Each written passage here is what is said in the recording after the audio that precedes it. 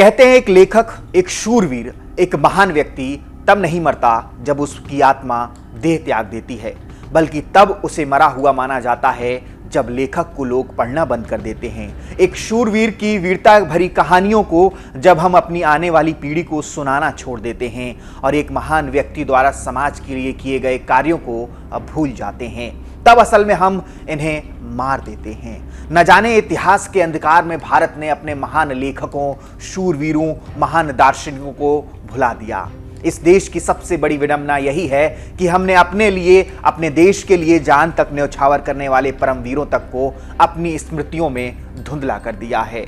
लेकिन अब देर से ही सही कुछ कदम भारत सरकार ने इस ओर बढ़ाए हैं। जी हाँ, भारत सरकार की नई शिक्षा नीति के तहत अब एनसीईआरटी की 8वीं कक्षा के छात्रों को अब भारत के पहले परमवीर चक्र विजेता मेजर सोमनाथ शर्मा और कारगिल के हीरो परमवीर चक्र विजेता कैप्टन विक्रम बत्रा की वीरता, साहस, पराक्रम और बलिदान से भरी कहानियों को बच्चों को पढ़ाया जाएगा।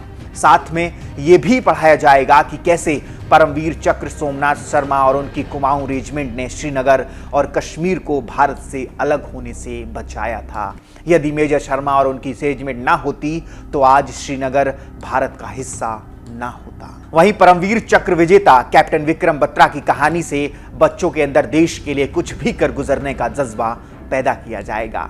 किताब में इन परमवीरों की कहानियों के अलावा देश के और भी कई महान क्रांतिकारी और वैज्ञानिकों, बुद्धिजीवियों की कहानियों को पढ़ाया जाएगा, जिन्हें इतिहास की परतों के नीचे कहीं दबा दिया गया था।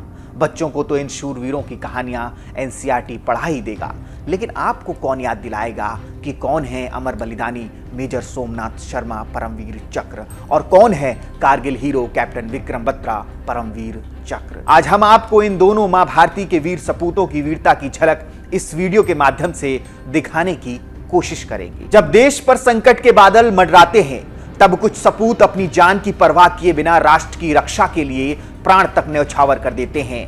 आज हम बात करेंगे एक ऐसे ही वीर योद्धा की जिनका नाम इतिहास में स्वर्ण अक्षरों में लिखा गया, मेजर सोमनाथ शर्मा, पहले परमवीर विजेता।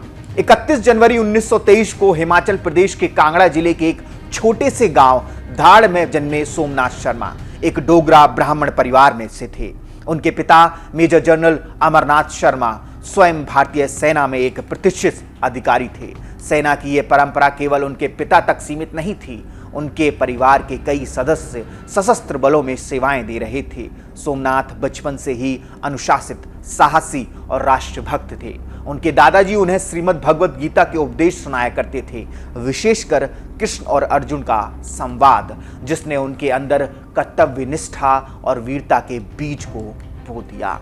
अपनी प्रारंभिक शिक्षा नैनीताल के प्रसिद्ध शेरवुड कॉलेज से पूरी करने के बाद उन्होंने दून स्थित Prince of Wales Royals Military College में दाखिला लिया। आगे की सैन्य शिक्षा के लिए उन्हें ब्रिटेन के प्रतिष्ठित रॉयल मिलिट्री कॉलेज सैंडर्स भेजा गया, जहां से प्रशिक्षण लेकर उन्होंने भारतीय सेना में कमीशन प्राप्त किया। साल था 1947। देश अभी अभी आज़ाद हुआ था। भारत ने आज़ादी तो पा ली थी, लेकिन बंटवारे के जख्म अभी भी ताज़ा थे। पाकिस्तान की ओर से कश्मीर में कबायलियों की घुसपैठ शुरू हो चुकी थी। श्रीनगर पर संकट के बादल मंडरा रहे थे। ऐसे समय में 4 कुमाऊं रेजिमेंट की कंपनी को बडगाम की रक्षा के लिए भेजा गया। इस कंपनी की कमान संभाली थी मेजर सोमनाथ शर्मा ने। हालांकि उस समय उनका एक हाथ फ्रैक्चर था, फिर भी उन्होंने मोर्चे पर जाने की जिद की।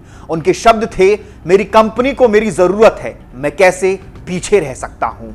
3 नवंबर 1947 बडगांव की ठंडी सुबह मेजर सोमनाथ की 120 जवानों की टुकड़ी पर लगभग 500 से ज्यादा पाकिस्तानी कबायलियों ने हमला कर दिया था। चारों तरफ से गोलियां बरस रही थी, लेकिन मेजर सोमनाथ और उनकी टीम ने हिम्मत नहीं हारी।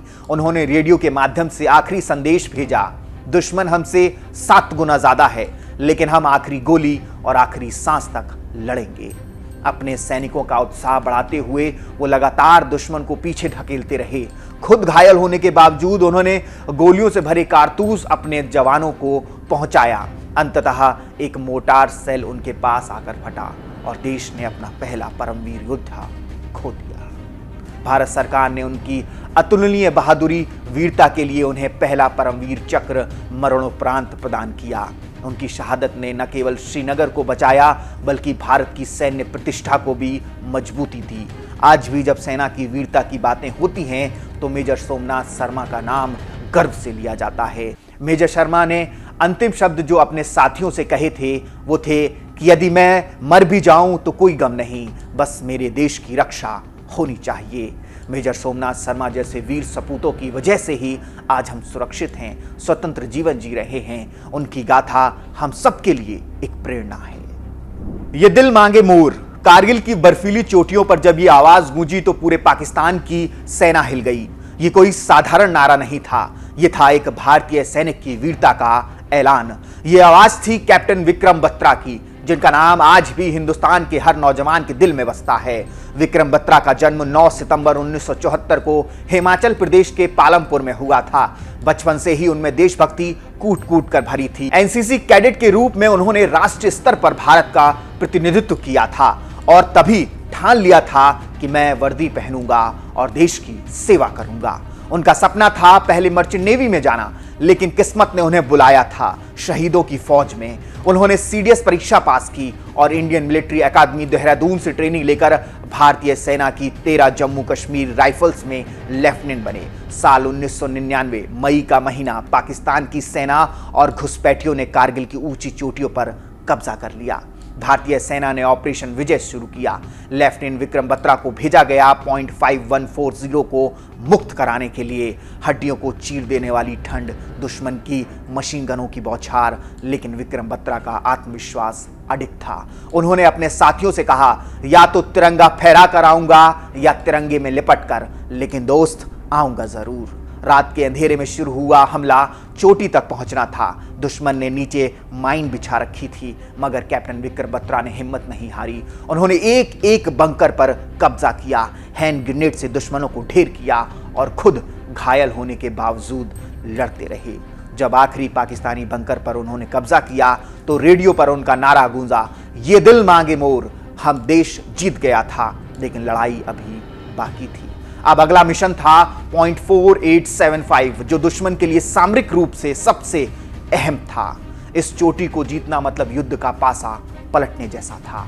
विक्रम अब कैप्टन बन चुके थे। इस बार भी उन्होंने अपनी टुकड़ी का नेतृत्व किया। चढ़ाई कठिन थी, दुश्मन बेहद करीब और गोलियों की बौछार लगातार हो रही थी। जब एक साथी सैनिक घायल हुआ तो कैप्टन बत्रा खुद उससे बचाने गए। उनकी पलटन ने मना किया, सर आप मत जाइए, दुश्मन निशाना लगाए बैठे हैं। कैप्टन मुस्कुराए और बोले, मैं पहले अपने आदमी को बचाऊंगा, मेरे पीछे भारत है। उन्होंने अपने साथी को बचा लिया, लेकिन एक गोली उनके सीने को चीर गई। 7 जुलाई 1999 कैप्टन विक्रम बत्रा ने मां भारती की रक्षा करते हुए अपने प्राण न्यौछावर कर दिए। उनके बलिदान ने न सिर्फ .4875 को जीत दिलाई, बल्कि कारगिल युद्ध की दिशा भी बदल दी। उनकी वीरता के लिए उन्हें भारत का सर्वोच्च वीरता सम्मान परमवीर चक्र मरणोपरांत दिया गया। कैप्टन बत्रा को सेना में शेरशाह के नाम से जाना जाता है। एक ऐसा शेर जो दुश्मन के दिल में खौफ और अपने देशवासियों के दिल में गर्व भर देता है। आज उनके नाम पर स्कूल, सड़कें, युद्ध स्मारक हैं। उनकी कहानी बच्चों को प्रेरणा देती है, युवाओं को साहस देती है और देश को आत्मबल देती है। जब जब भारत मां पुकारेगी, कोई ना कोई विक्रम बत्रा उस आवाज पर जान लुटा देगा। शेरशाह चले गए, लेकिन उनका ये दिल मांगे मोर आज भी देशभक्ति की सबसे बुलंद आवाजों में से एक है।